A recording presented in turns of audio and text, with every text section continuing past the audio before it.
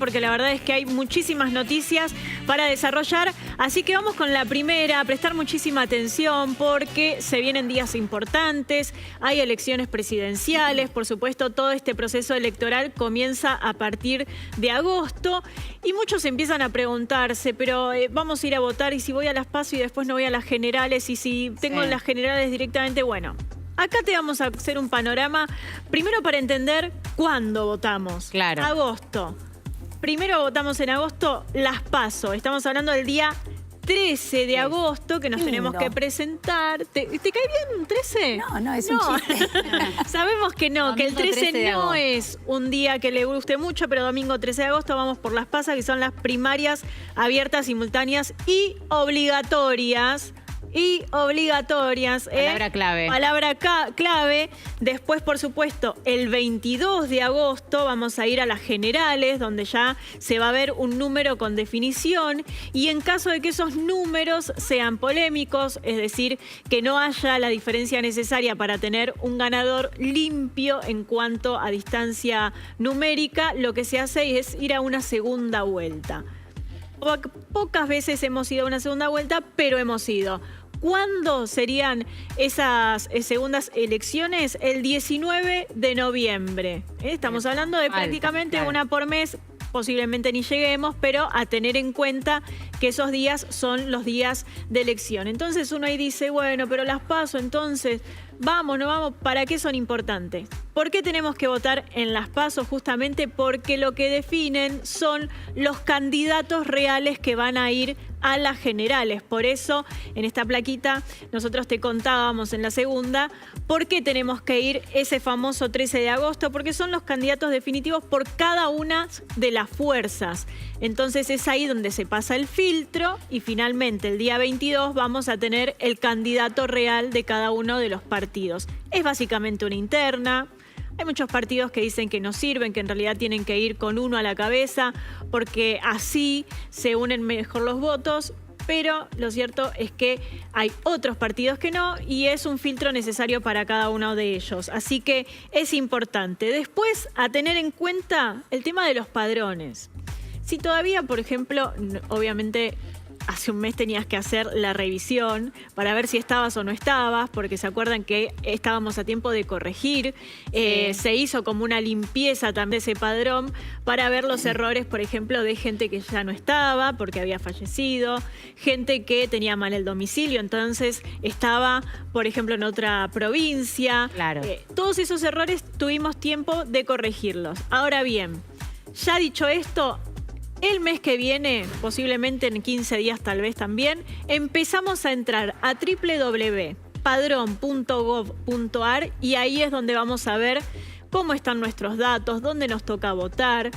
Obviamente siempre va a ser cerca de casa, si es que tenés bien el domicilio real y en tu DNI, y si no, respetando siempre los datos de ese DNI, que tiene que ser el último que tengas vigente. ¿Esto por qué? Porque a veces hiciste un duplicado, pero después encontraste el otro que supuestamente habías perdido, entonces vas con el original. No, claro. Siempre el último documento que tengas vigente. Eso es importantísimo. Vale la libreta verde, vale la libreta celeste, porque hay mucha gente que todavía tiene ese formato, sobre todo los que son muy jóvenes, que vienen arrastrando el formato de DNI. Por supuesto sirve. Después el plástico, ese que estamos viendo en imagen, ese es el que más frecuente se presenta. Sí. Y atención con lo que no podemos presentar. No podemos presentar, por supuesto, uno que ya no tenga vigencia. Eso es fundamental.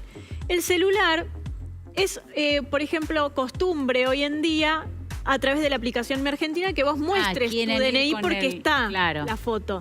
No sirve. Lo electrónico no, es físico. Claro, es físico. Está bien, el electrónico no sirve. ¿Por qué lo digo? Porque a través de la aplicación Mi Argentina, muchos, por ejemplo, tienen el DNI, el registro, la cédula verde, tienen todo ahí. Es verdad que se ve la fotografía, pero no sirve para ir a votar, como no sirve, por ejemplo, el registro a la hora de que te pare un control en la calle. Eso es importante también tenerlo en cuenta. De hecho, porque te retienen el DNI para cuando vos entras al cuarto oscuro. Imagínate que no le vas a dejar el celular con ¿entendés? O sea, también comprometes a la persona de mesa. Y aparte hoy es todo tan raro en internet que es físico, no te lo van a aceptar. Constancia de pérdida o robo, por ejemplo. No, me lo robaron. Lo perdí, me lo están tramitando. No sirve, lamentablemente. La constancia no es un documento que sirva para ir a votar. Así que, ¿qué pasa si me perdí las PASO? Porque justo, por ejemplo, tuviste la mala suerte de perderlo o que te lo hayan robado y tenés esa constancia, por supuesto, tenés un tiempo para reposición, que seguramente va a ser 15, 20 días. Te vas a presentar en las generales y te van a dejar votar. No es que porque no votaste en las PASO no podés votar en las generales. Okay. Atención con eso. Sí, son obligatorias, por supuesto, pero si en estos casos tan particulares no llegaste a las PASO, las generales de todas maneras podés votar. Y en cuanto a las excepciones que puede haber en elecciones, hay que tener en cuenta que van a votar aquellos que sean mayores de 16 años. Sí. ¿Qué pasa si un niño tiene 15 y está ahí por cumplir? Si cumple los 16 ya en fecha de generales y no PASO, puede votar. Ah, mira. Eso es importante, porque si tiene el deseo y ya teniendo en cuenta que el 22 de agosto ya tiene 16 y en las PASO todavía no porque le quedaban días, puede votar porque está considerado que para las generales ya es un votante más. Mirá. Así que a tener en cuenta eso. Y en caso de que no quieran votar, los que tienen 16, 17... Sí, pasa eso. A ver, ¿qué va a pasar? No van a tener multa. Así como los adultos mayores de 70 años, que pueden ir a votar si quieren, y en caso de que no quieran no van a tener multas. Pero, por supuesto que la obligación está desde lo ético, si se quiere. Después no vas a tener una multa por no ir. Pero los chicos de 16, 17 y adultos mayores de 70 años, si no van, no van a tener ningún tipo de castigo, entre comillas, por no haber ido. Los que sí estén en condiciones de ir a votar y no vayan... obviamente van a tener después una deuda de la multa que se puede saldar. ¿Dónde? Hay un registro. Hay un registro que justamente es para saldar ese tipo de cosas porque es importante que si tenés deudas anteriores, verifiques, imprimís el talón de pago y vas directamente con el saldo ya en cero al votante. Las multas van entre 50 y 55 pesos. Tampoco es una fortuna de plata. No, y que no te cuesta nada y te pones al día. Claro. Exactamente, exactamente. Y después a tener en cuenta también todo lo que es la situación de voto, por ejemplo, de gente que está en el exterior.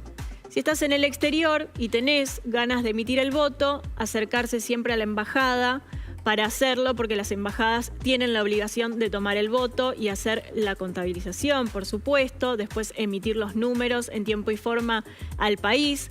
Gente que esté presa, por ejemplo, detenida, bueno, las cárceles tienen sus urnas que obviamente se llevan al establecimiento y vuelven después a los lugares específicos como para hacer el reconto de votos. Claro, exactamente. Así que en esos casos también se puede votar.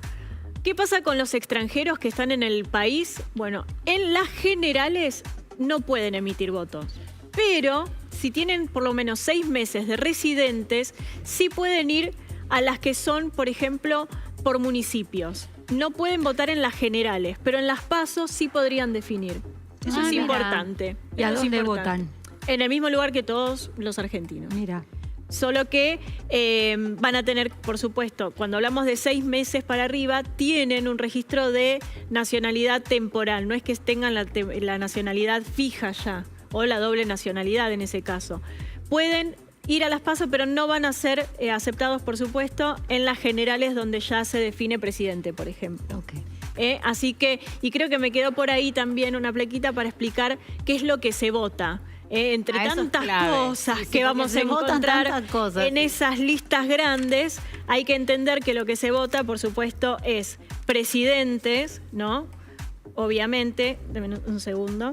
Vamos a elegir presidente, vicepresidente, 24 senadores sobre 72, porque 72 son el total. Este es el recambio. Claro. 131 diputados sobre 157, prácticamente la mitad estamos hablando. 19 parlamentarios de Mercosur, que es a Distrito Nacional, obviamente el alcance, y parlamentarios Mercosur en distrito regional, 24 de ellos. Esto es lo que se vota. Es difícil, yo sé la lista, sobre todo en provincia, cuando las sábanas son entre 7 carillas y a veces 8, porque en el medio, por supuesto, hay nombres que a veces ni conocemos, pero tratar de entender que todo lo que figura como diputados, senadores, siempre los primeros 4 son los que terminan entrando en las bancas. Así que, aunque sea leer con atención, esos primeros 4 o 5 como para entender. Y ahí vemos una vez más el repaso de con qué tenemos que votar. Fíjate, el DNI, libreta, verde o celeste, el DNI tarjeta, siempre, y libretas, por supuesto, que sean de rolamiento, que estén vigentes, ¿no? Por supuesto. Esas son todas las autorizadas para tener en cuenta. Así que bueno, de acá al 12 vamos a ir dando algunos datitos más porque siempre quedan las dudas, si no se encuentran en los padrones, qué tienen que hacer a último momento, si se van de viaje y no van a votar, dónde hay que ir a denunciar. Hay un montón de detalles más que vamos a ir dando que todos juntos después nos terminamos mareando, pero que de a poco y cerca de la fecha los vamos a ir contando para que se saquen todas las dudas antes de llegar al 13 de agosto finalmente a las urnas. Bueno, dicho esto,